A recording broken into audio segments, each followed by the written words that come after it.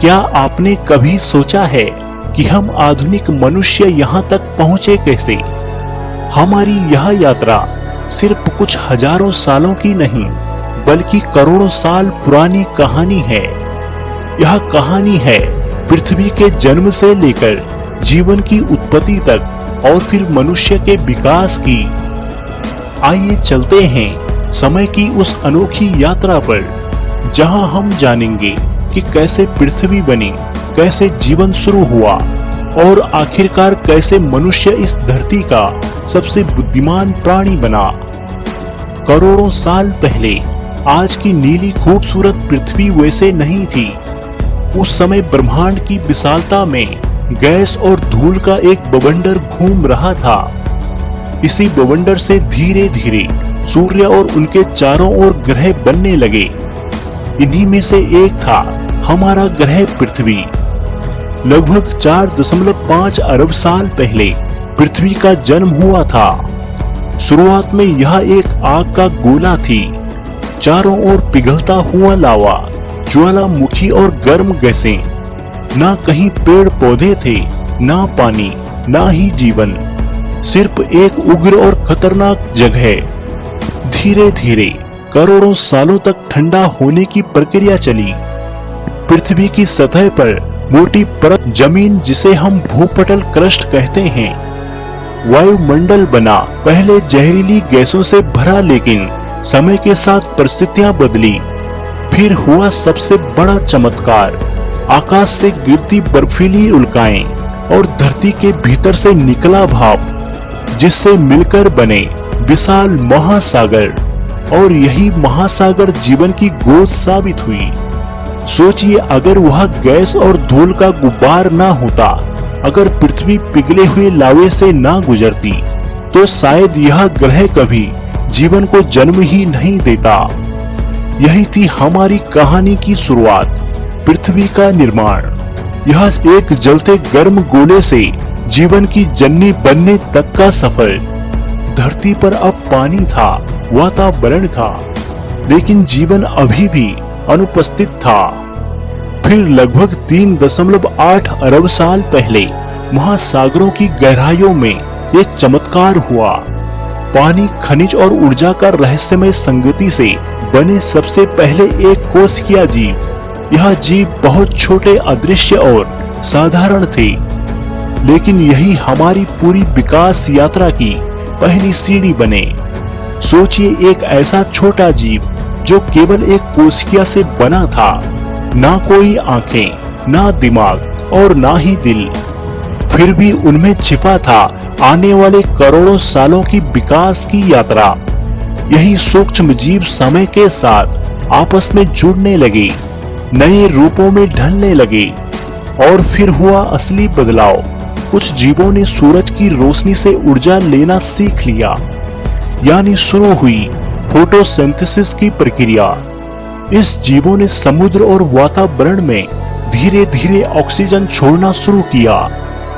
शुरुआत में यह बदलाव बहुत छोटा था, लेकिन लाखों सालों तक यही ऑक्सीजन इकट्ठा होती रही और इसने पृथ्वी का चेहरा हमेशा के लिए बदल दिया। कल्पना कीजिए, अगर यह छोटे छोटे जीव ना होते, तो शायद आज ना पेड़ होते, ना जानवर और ना ही हम।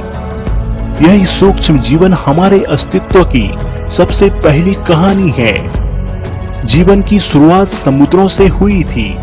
लाखों करोड़ों सालों तक धरती के नीले सागर ही जीवों का घर थे। यहाँ मछलियां तैरती थी, शंख और अन्य समुद्री जीव चट्टानों से चिपके रहते थे, और हरे भरे समुद्री पौधे पूरे महासागर को जीवन से भर रहे थे। लेकिन विकास, एवोल्यूशन की यात्रा कभी ठहरती नहीं। लगभग 40 करोड़ साल पहले कुछ साहसी जीवों ने एक नया कदम उठाया। उन्होंने पहली बार पानी को छोड़कर जमीन पर कदम रखा। शुरुआत आसान नहीं थी। हवा में सांस लेना, सूखी जमीन पर चलना और बदलते मौसमों से जूझना इन जीवों के लिए नई चुनौती थी। धीरे धीरे इन जीवों ने खुद को ढालना शुरू किया। पानी और जमीन दोनों जगह जीने की क्षमता वाले जीव बने, जिन्हें हम कहते हैं उभयचर। यह उभयचर आगे चलकर और मजबूत बने। उनका शरीर बदलता गया और उनसे विकसित हुई सरीसृप और रेप्टाइल्स, जो लंबे समय तक पृथ्वी पर राज करने वाले जीव बने। यह वही पल था जब जीवन ने समुद्र से निकलकर धरती को भी अपना घर बना लिया, और इसी बदलाव ने आगे आने वाले समय में और भी जटिल जीवों को अंत तक मनुष्य तक की यात्रा को संभव बनाया। समय की घड़ी हमें अब ले आती है एक ऐसे दौर में जब पृथ्वी पर सबसे ताकतवर जीवों का राज था, यानी डायनासोर। लगभग 25 करोड़ साल पहले जब महाद्वीप एक दूसरे से जुड़े हुए थे, तब इन विशाल जीवों का उदय हुआ। धीरे धीरे उन्होंने धरती के हर कोने पर अपनी मौजूदगी दर्ज कराई। इनकी प्रजातियां इतनी विविध थी कि मानो पृथ्वी सिर्फ इनके लिए ही बनी हो। लाखों सालों तक डायनासोर इस धरती के बेताज बादशाह रहे। वे ताकत, गति और आकार हर रूप से बेजोड़ थे, लेकिन प्रकृति हमेशा बदलाव चाहती है। करीब 6.5 करोड़ साल पहले एक ऐसा पल आया जिसने इतिहास की दिशा ही बदल दी। आकाश से ऐसे विशाल क्षुद्र ग्रह एस्टेरॉयड धरती से टकराया। टकराव इतना भयानक था कि आसमान महीनों तक धूल और धुएं से ढका रहा। सूरज की किरणें जमीन तक नहीं पहुंची, तापमान गिर गया और धीरे धीरे पृथ्वी का संतुलन बिगड़ गया। नतीजा यह रहा कि डायनासोर जो कभी इस धरती के शासक थे, एक एक कर विलुप्त होते गए। इनकी दहाड़ें खामोश होती गई और जीवन का एक नया अध्याय शुरू हुआ। इस महाविनाश के बाद धरती पर एक नया मौका मिला स्तनधारियों यानी मैमल्स को। यही छोटे छोटे जीव जो डायनासोर के साये में छिपकर रहते थे, अब खुलकर आगे आने लगे।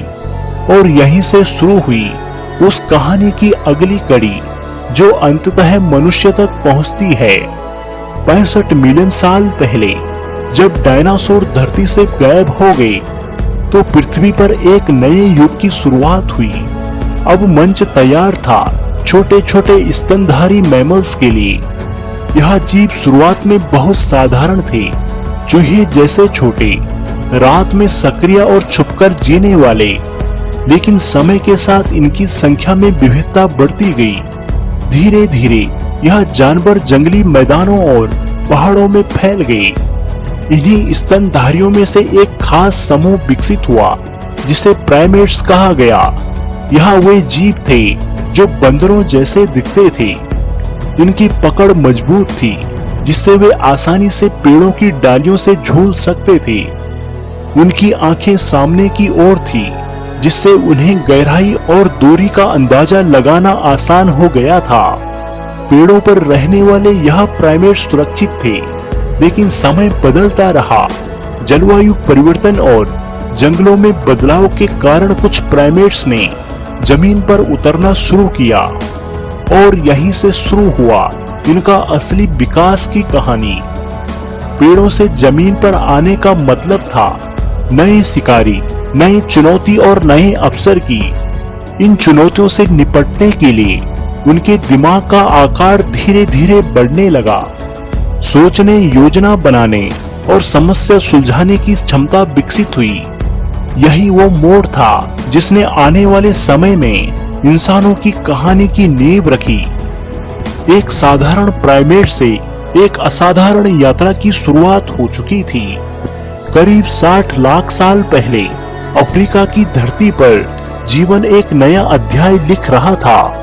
यहीं सबसे पहले ऐसे जीव दिखाई दिए जो बाकी जानवरों से अलग थे।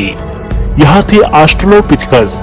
इनका शरीर बंदरों जैसा था, लेकिन एक अनोखी विशेषता इन्हें अलग बनाती थी। यह सीधे खड़े होकर चल सकते थे। इनकी रीढ़ की हड्डी सीधी हो चुकी थी और हाथ शिकार व भोजन जुटाने के लिए आजाद हो गए थे।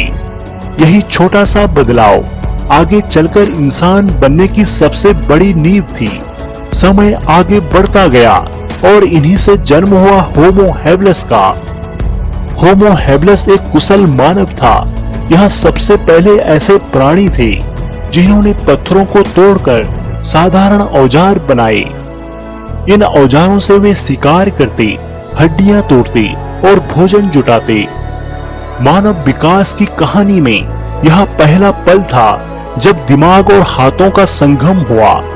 लेकिन यात्रा यहीं नहीं रुकी। करीब 19 लाख साल पहले धरती पर प्रकट हुए होमो इरेक्टस। इसका अर्थ था सीधा खड़ा इंसान। इसका शरीर मजबूत था, दिमाग बड़ा था और जीवन शैली उन्नत हो चुकी थी। यही वो प्राणी थे जिन्होंने पहली बार आग को काबू किया। आग से उन्हें गर्मी मिली, सुरक्षा मिली और भोजन पकाने की शक्ति मिली। यानी होमो इरेक्टस सिर्फ शिकारी नहीं थे, बल्कि सभ्यता की ओर बढ़ते पहले कदम थे। ऑस्ट्रेलोपिथेकस से लेकर होमो हेबिलस और फिर होमो इरेक्टस तक यह यात्रा लाखों सालों में फैली थी। यही वो पूर्वज थे जिन्होंने धीरे धीरे हमें आधुनिक मनुष्य यानी होमो सेपियंस बनने की राह दिखाई। करीब 2 लाख साल पहले धरती पर एक से ज्यादा इंसानी प्रजातियां मौजूद थी। यूरोप और एशिया की ठंडी कठिन धरती पर रहते थे निएंडरथैलेंसिस। ताकतवर शरीर, बड़ी नाक और मजबूत हड्डियां। ये लोग बर्फीले युग में जीवित रहने के लिए बने थे। तेज शिकारी, आग का इस्तेमाल करने वाले, औजार बनाने में निपुण थे। लेकिन उसी समय अफ्रीका की विशाल घास के मैदानों में जन्म लिया एक नई प्रजाति ने, होमो सेपियंस यानी हम आधुनिक मानव। पहली नजर में निएंडरथैलेंसिस हमसे कहीं ज्यादा मजबूत और शक्तिशाली थे। तो आखिर क्यों हम बचे और वे विलुप्त हो गए? असल राज था हमारी भाषा, कल्पना और सहयोग की क्षमता। हम सिर्फ शिकार नहीं करते थे, हम कहानियां सुनते थे, भविष्य की योजना बनाते थे और बड़े समूह में एक साथ काम कर सकते थे। हमने कला बनाई, गुफाओं की दीवारों पर चित्र उकेरे और धीरे धीरे पूरी धरती पर फैल गए। हेलो दोस्तों, अगर आपको यह वीडियो पसंद आई हो तो कृपया हमारे चैनल को सब्सक्राइब जरूर करें, व हमारी वीडियो को लाइक व शेयर करें। और हाँ, हमारे चैनल के परमानेंट मेंबर बनने के लिए ज्वाइन वाला बटन दबाकर अवश्य ज्वाइन हो जाएं, जहां आपको प्राचीन काल के इतिहास को जानना और समझना और भी सरल हो जाएगा। धन्यवाद दोस्तों।